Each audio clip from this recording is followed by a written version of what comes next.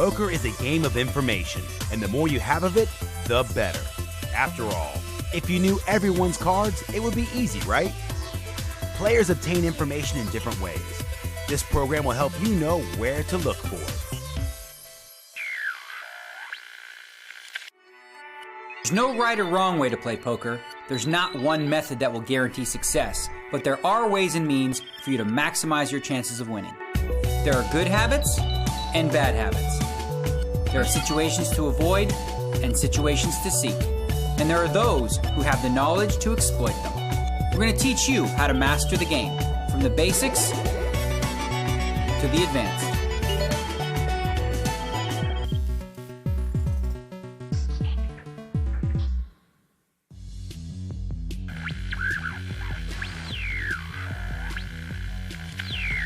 In Level 2 so far, we've covered betting, why and when you should do it, and how getting the size of a bet right can be the fine line between victory and despair.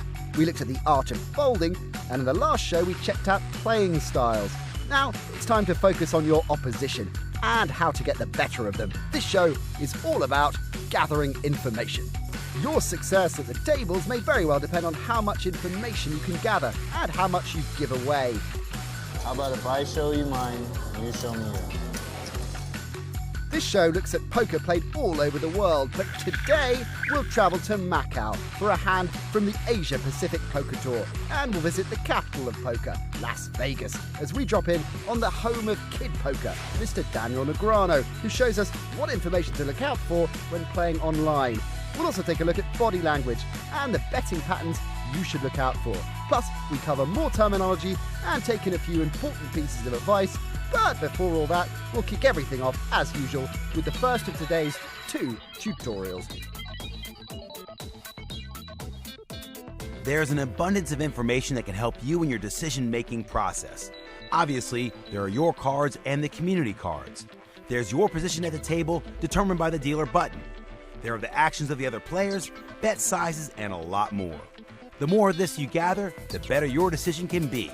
So this tutorial is going to look at studying your opponent's playing styles and betting patterns. First, we'll look at the playing style of your opponent. Here, you are on the button holding Queen Jack. Not the strongest of hands, but one with potential. Everybody folds to the cutoff who makes a raise. Firstly, you must consider where the raise has come from. So what do we know about the raise? He is in late position and all the players folded to him. So he might be trying to steal the blinds, which means that his hand probably can't stand a raise if you decide to do that. Secondly, how active is the player? If the player is very active and tends to raise a lot of hands, it is even more likely that his holding isn't great.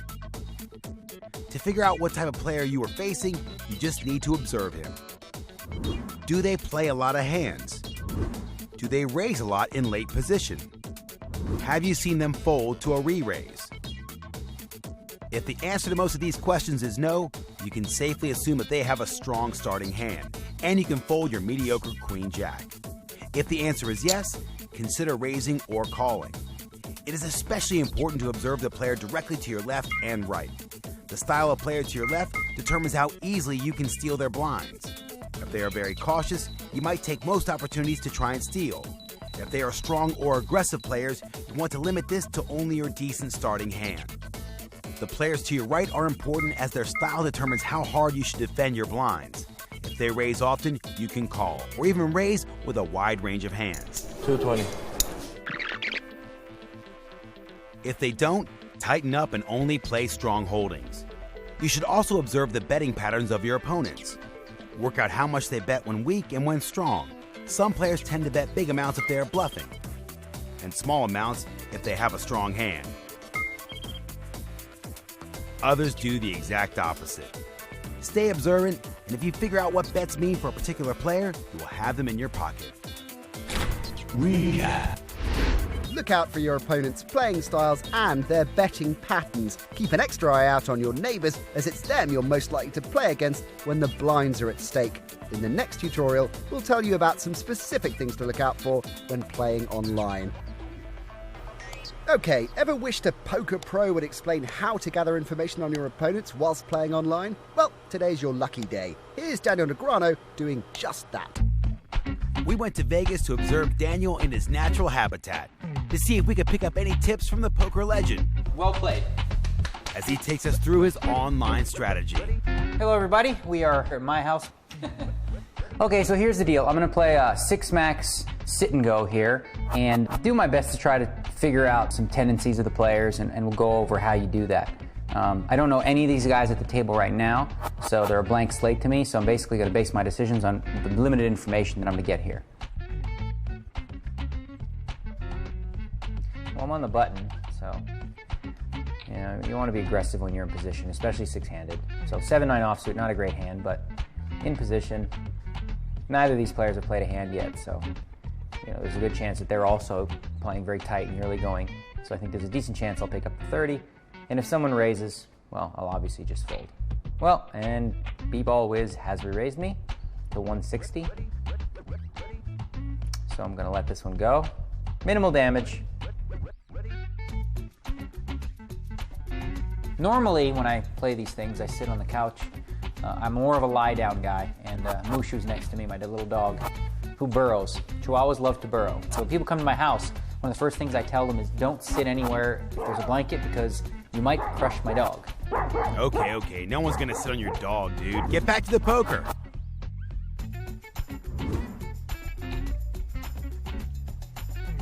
So interesting that we've seen 2 limps now, and that tells me that these guys are not all that experienced because 6-max, you really don't, there's not a lot of reason to limp in. If you're gonna play, you should probably raise. So this player have to call, just limped, and earlier, you know, Edvin 8, the very last hand, he also limped in, so it just shows me that they're not professionals.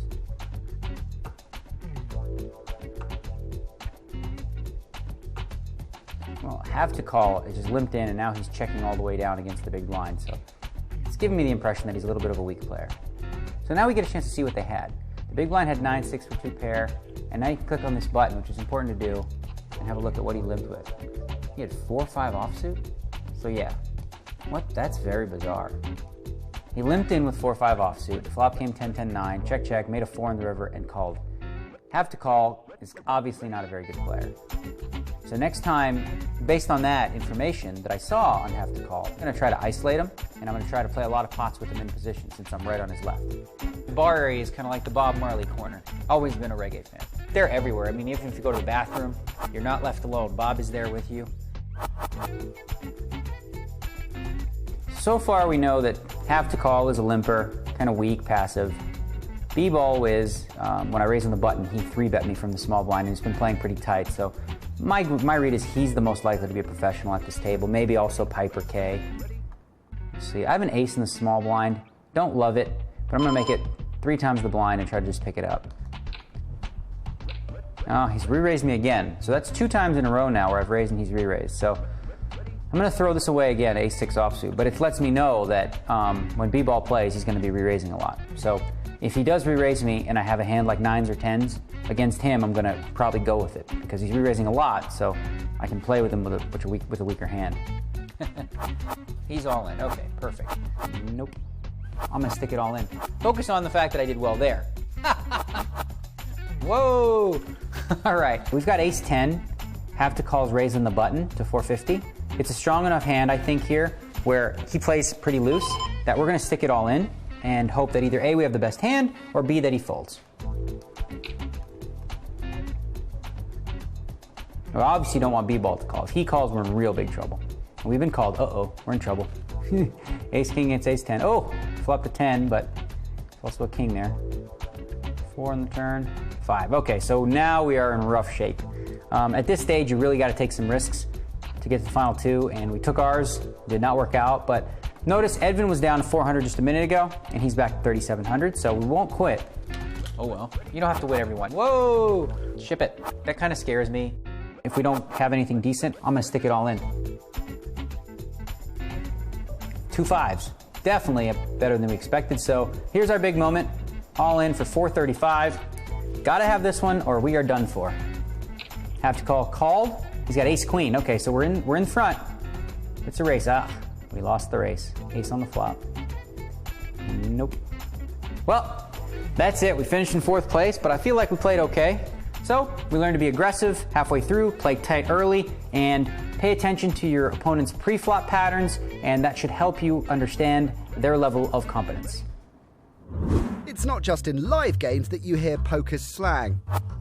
I'm all in. On the flush draw. I run better than that. Draft it. Don't play with me. I wanted to bust you so bad! Here's some online terminology. LOL, this stands for laughing out loud. You've probably heard that one before. ROFLMAO, this is an abbreviation of rolling on the floor laughing my arse off. Come on, who hasn't laughed so much their arse fell off? NH, this one means nice hand, a courteous appreciation of one's holdings. Nice hand. Sometimes used sarcastically. Thanks. GG, good game. If you play tournaments, you don't want to be saying this too often. It's poker's way of saying thank you and good night. WP, this is short for well played. It's a sign of appreciation from another player. Trust me, people say it to me all the time.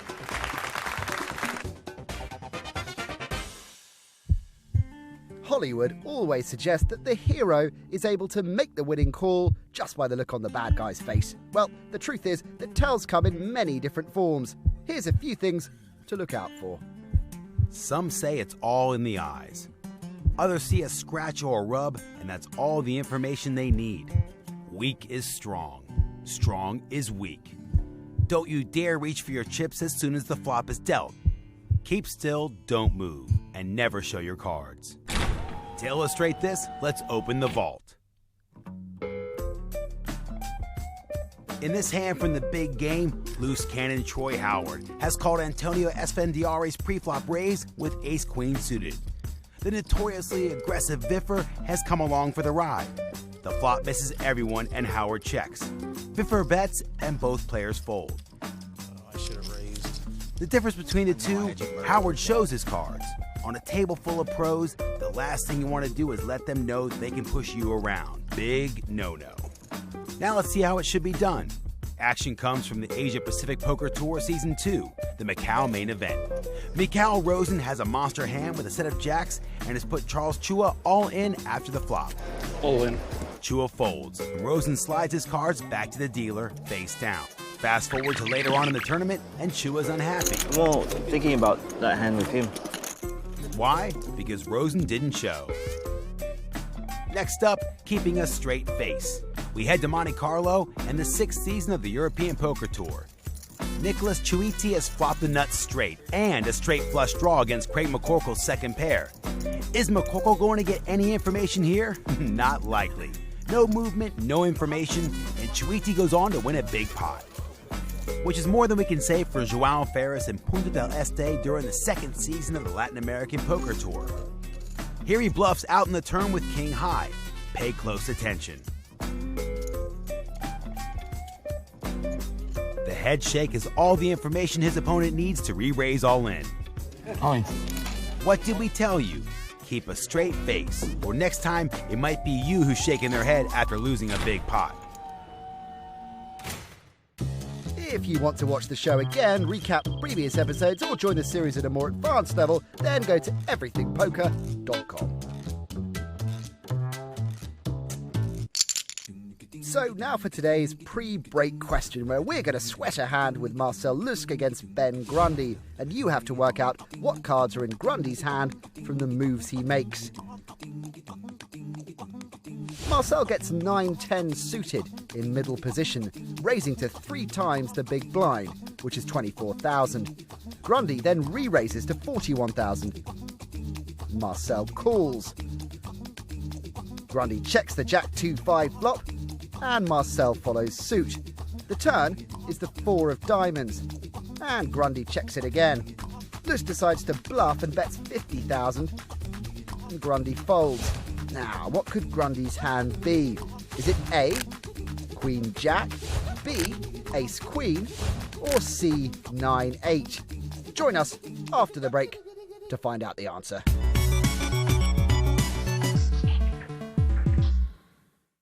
Welcome back. Before the break, we asked you what cards Ben Grundy could possibly have. The answer was B, Ace Queen. And let's work out why.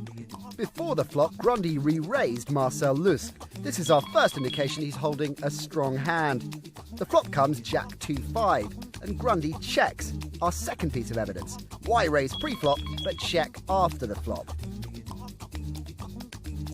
Our third clue is Grundy's second check after the turn card, once again showing weakness. Lusk makes a bet and Grundy reluctantly folds. This is our final clue. Lusk saw the narrow range of hands Grundy could be holding and took advantage of this information to take down the hand. Good example of using information in a live situation there, but how do you gather information online? Well, there are things to look out for, as Christian will now explain. In the first tutorial, we told you a thing or two about gathering information. When you play online, you should still look out for the same things that we highlighted before, but here are some specific things to observe about your opponents when you're sitting in front of your computer. Do they often sit out?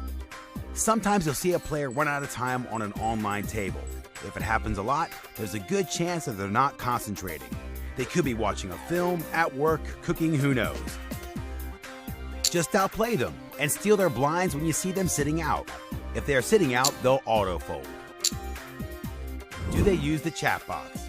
Most online players ignore the chat box completely, but when they do use it, take advantage.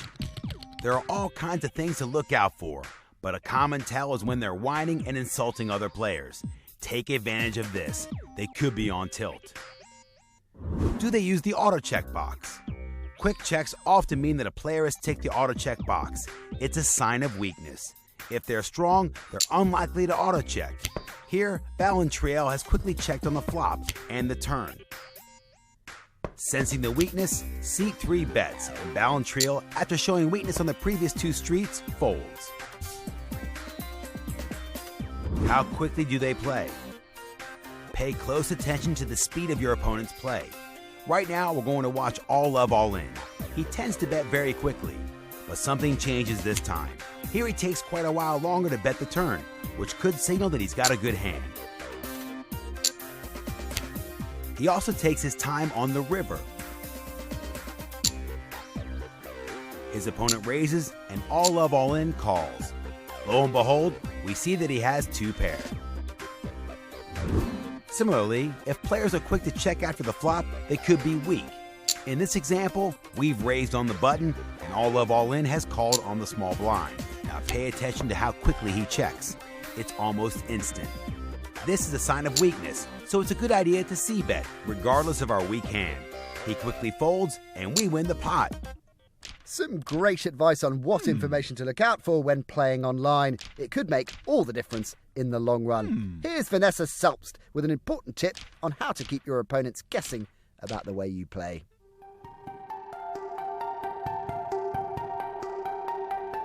One great tip for beginners is just never show your cards. No ifs, ands, or buts about it. People want to show their cards when they're bluffing because they think it's going to give them a looser image, or they want to show it because they're proud of a play they made. Any information you give to the better players at the table, they're going to use against you. Trust me, when you have been playing tight and you show me that one bluff, it doesn't make me think that you're going to be bluffing in the future. It just makes me know that you think that I'm going to think that. And I'm going to use that information to my advantage because I've probably seen 10 people before you making that same play, showing that same card, and I know how to react to that information better than you know what to do with it. So I would say give as little information to the players at your table as possible and just never show your cards.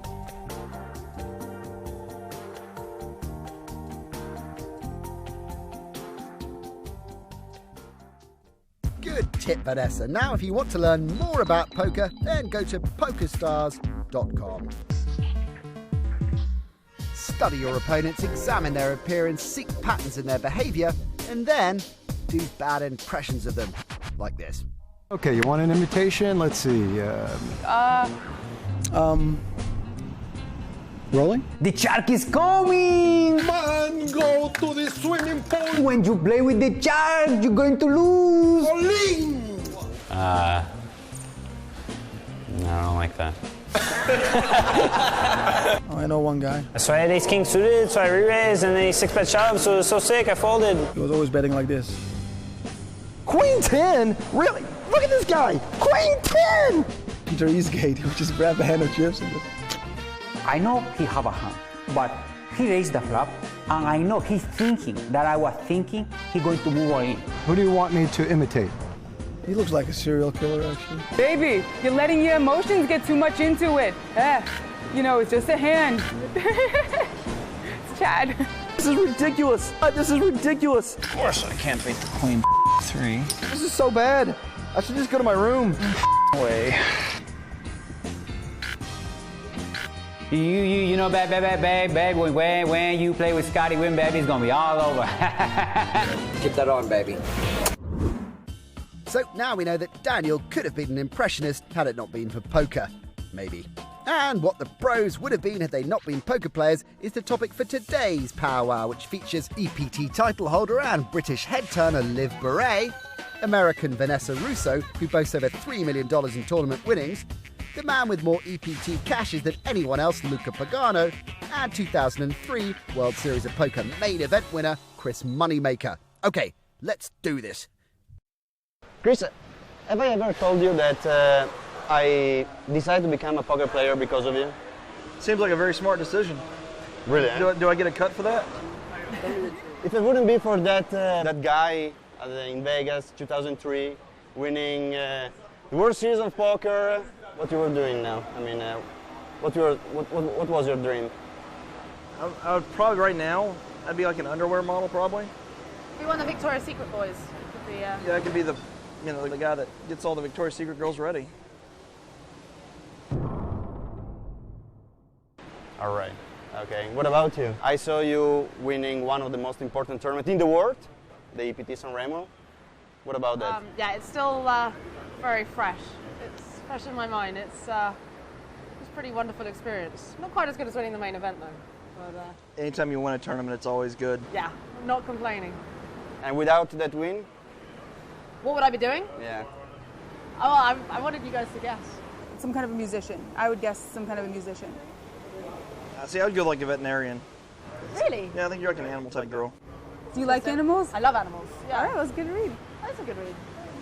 So what would it be? I think what Vanessa said, I would have been a rock star. Bad read. A rock star? Rock star, yeah. Heavy metal one? Or? Yeah, heavy metal. I want to be badass, what can I say? I fail, I try to. But, you know. So what have you been? All right, well, mine really depends on when you ask me the question. I guess if you'd asked me like 5 years ago, I would have said lawyer. If you ask me today, I would say musician. It's something that I've really gotten into a lot lately. I've been composing songs and even performing them, recording them, and something I love as a hobby. So doing it and getting paid to do it would be sick. Yeah. And if you ask me like 10 years from now, it'll probably be like politician or something. So I think Luca, I see you as businessman all the way. Like if it weren't for poker, you would have been you'd be like a very successful businessman. I really want to retire soon, so that's probably the best way to do it. Actually, my plan was, I would say, to become some important person in the politics in Italy. I think my dream was to do something good for your country, for my people. And then for some reason, I lost the romantics of the politics, you know. I know you were an accountant before. I think you were an accountant before the whole thing. You are correct. And so I can kind of see that, but to be honest, knowing your personality more, I see you as basically you get along with everyone. You never are fighting with people. So I see you some kind of job that involves interfacing with other people and like maintaining relationships over a long period of time. Yeah, well, you know, there's a lot of different forms of accounting. I mean, I was a tax accountant for a while, and I was sitting behind a desk doing nothing but crunching numbers. I hated that. I was actually an IT auditor, so I actually went out in the field and met people. Unfortunately, I would probably still be doing that if I wasn't playing poker. I went back to work for 9 months after I won, so my plan was to stick with it. And, why did you do that? Well, I mean, $2.5 million is a lot of money, but we can't really retire on that. I didn't know poker was going to take off. I mean, after I won, I mean, it was still a small time thing. So I thought I was just going to go back to work and just put the money away and, not play, play poker recreationally still. Yeah. I didn't realize that poker was going to boom and Luca would get into it and it would be good all of a sudden. Okay, that's your lot today. And while we haven't covered everything you wanted to know about poker, we are making good progress. Let's review what we've learned. We explored the types of information you should be looking for when playing both live and online and how to use it to help you make the right moves. We examined how important tells can be in assisting your decisions, and we were given a couple pointers on how to keep your opponents guessing. To practice all you've learned in the show today, go to pokerstars.com and follow the simple instructions for downloading the free software. Once up and running, enter a small buy-in tournament and pay close attention to your opponents. Before making any decisions, consider your opponent, their levels of aggression and their betting patterns. If you use the advice shared in this show, well, you could be impressed by your own game. On the show next time, we look at playing made hands. It's all good having a strong hand, but how do you win the most chips? We'll tell you. The vault focuses deeper on fighting curiosity and making those agonizing laydowns. And Daniel Negreanu will be back in the analysis hot seat, offering up expert advice. We'll see you next time.